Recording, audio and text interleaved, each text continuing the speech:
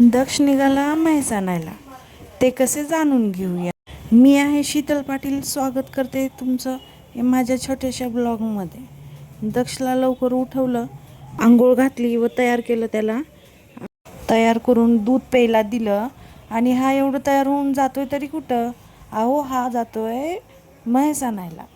आज आहे शनिवार आणि शनिवारी जनावरांचा आठवडी बाजार भरतो लातूरमध्ये. दक्षचं आणि त्याच्या आजोबांचं कालच ठरलेलं की उद्या नक्की म्हैस आणण्यासाठी जायचं आहे. 1 महिन्यापासून आमच्याकडे घरचं दूध नाही आहे. मग माझं बाळ खूप परेशान होतं.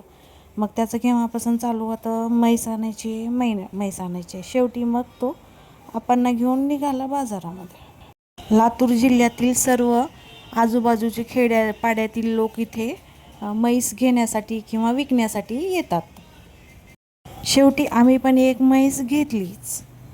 म्हशीच्या किंमत होते 1 लाख, 1.5 लाख, 2 लाख अशी. आम्ही जी म्हैस घेतली त्याची किंमत आहे 1,20,000. ही आहे बघा आमची म्हैस.